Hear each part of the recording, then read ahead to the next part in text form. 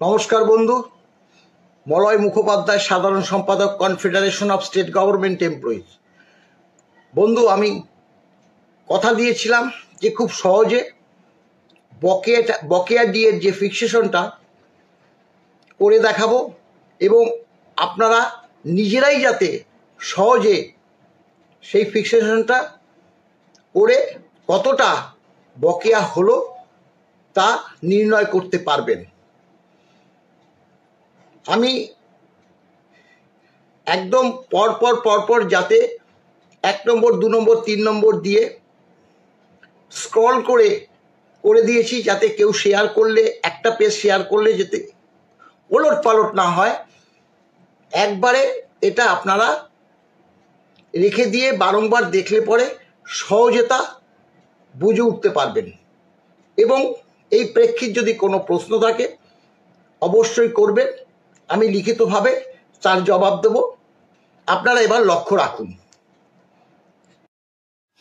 এই পেজটা অফিসিয়ালভাবে ট্রাইব্যুনালে জমা দেওয়া আছে, যেখানে বলা আছে রোপা 9 1690 ডেটেড 23/2/2009।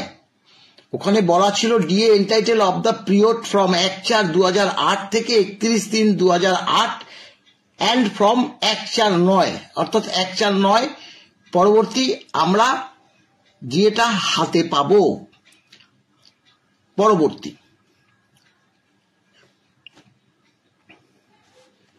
অর্থাৎ এগুলোই অফিসিয়ালভাবে আমাদের ডিএ মামলার প্রেক্ষিত ট্রাইব্যুনাল এবং উচ্চ আদালত পরবর্তী এই ফাইলের সম্পূর্ণ অংশ চলে গেছে। এবার লক্ষ্য করুন, আমরা এই পেজে বলেছিলাম যে আমরা 12 পরবর্তী 4 16% ডিএ আমরা ক্লেম করছি না। পরবর্তী যে all India consumer price index অনুসারে যে ডিএটা সেটাই আমরা ক্লেম করছি। এই 1 নম্বর দেখুন, ওই আগের কথাটাই বলছি, এখান থেকে ভালো মতো লক্ষ্য করুন। রোপা 9 যে ডিএ পেয়েছি 1/4/8 থেকে, 1/4/8 2%, 1/6/8 6%, 1/11/8 9%, 1/3 9%, মোট 12% ডিএ।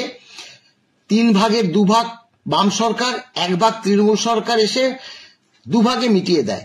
12 পরবর্তী 4 1/4/9 যেটা পেয়েছি, এই 16% নয়া বেতনে আমরা হাতে পেয়েছি। এটা আপনাদের সকলেই জানা যে 16% ডিএ দিয়ে আমরা বেতন পেয়েছি। এবার 2 নম্বর দেখুন, 1/4/9 থেকে 12% প্লাস 4 16% ডিএ যোগে মোট বেতন হাতে পেতে শুরু করি। তখন রোপা 2009-তে বলা ছিল অনওয়ার্ড ডিএ নির্দিষ্ট নিয়ম মতো এআইসিপিআই মেনে টাইম টু টাইম দেওয়া হবে। অর্থাৎ 1/4/9 পরবর্তী ডিএ 1/7/9 থেকে দেওয়ার কথা থাকলে তা 1/12/2009 থেকে পেয়েছি, তাই আমরা মামলায় গিয়েছি। এবার দেখুন, এটা ধরবেন এই যে বেসিক যারা ইন সার্ভিস এবং সেখানে যারা পেনশন পাচ্ছেন, সেখানে মানে পেনশন বেসিক ডিএর সঙ্গে পারে ডিআর হবে। হাতে পেয়েছি বকেয়া। দেখুন 1/7/9 6% ডিএ 1/1/12-তে পেয়েছি 5 মাস। এবার আপনারা হিসাব করবেন, বেসিক আপনার যেখানে যা সেটা বসাবেন, তার সঙ্গে 6% ডিএ ইন্টু 5 মাস। আমি একটা 20,000 টাকার উপর করে দেখিয়েছি, তাতে 6,000 হয়েছে। এবার আপনার এখানে বেসিকটা বসালেই আপনি আপনার এটা পেয়ে যাবেন। পরবর্তীকালে ঠিক সেম জিনিস করেছি। কেন 1/7/9 হলো? কারণ এর আগেরটা হচ্ছে 1/1/9, এরবার পরবর্তী হচ্ছে অরিজিনাল 1/7/9, তাই আবারও 1/7/9 5% দিয়ে 1/4/10 থেকে 9 মাস, 1/1/10 8% দিয়ে 1/12/10 11 মাস, 1/7/10 10% দিয়ে 1/1/12 18 মাস, 1/1/11 7% দিয়ে 1/1/13 তাতে 24 মাস, 1/7/11 6% দিয়ে 1/1/14 30 মাস।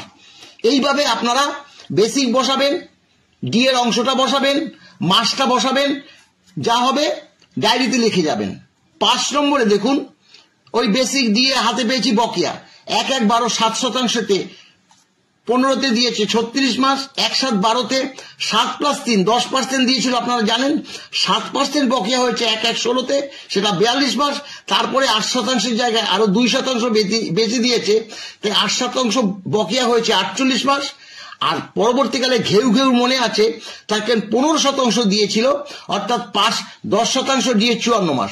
এগুলো কিন্তু বেশি দেয়নি, আপনারা যদি মনে করেন যে এগুলো বেশি দিয়েছে তা না, পরেই দেখবেন সেগুলো অ্যাডজাস্ট হয়েছে। এগুলো মূল ডিএটা আপনারা প্রথমে করবেন, যে 7%, 7%, 10% আপনারা করে ডায়েরিতে লিখে রাখবেন কতটা আপনাদের বকেয়া হয়েছে। এটা নিশ্চয়ই বুঝতে পারছেন।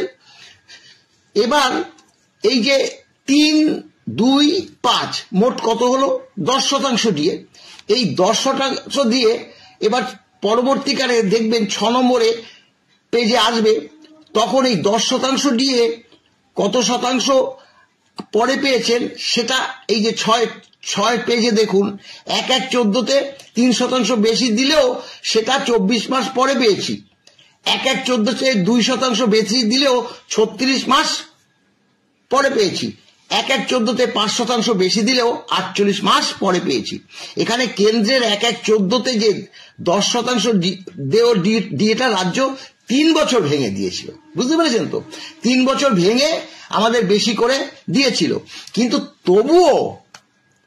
তবুও কিন্তু বকেয়া ছিল ওই 3% 24, 2% 36, এইভাবে মেরেছিল। 7 নম্বর দেখুন, শেষ যেটা, সেটা বেসিক দিয়ে হাতে পেয়েছি বকেয়া এইভাবে 1/7/14 দিয়ে 7%, 1/1/19 পেয়েছি 54 মাস, 1/1/15তে 6%, সেটাও 19 পেয়েছি 48 মাস, 1/7/15তে 6%, আমি বারবার বলেছি 4 কিস্তি দিয়ে একসঙ্গে দিয়েছে, সেটা 42 মাস, পরবর্তী 6% দিয়ে সেটা 36 মাস। এগুলো যেহেতু এগুলো এনজয় করেছি 31/12/19 পর্যন্ত, এই যে ডিউরেশনটাও একদম শেষ 31/12/19 পর্যন্ত ক্যালকুলেশন করবেন, করলে পরে সম্পূর্ণভাবে আপনারা ডিএটা পেয়ে যাবেন।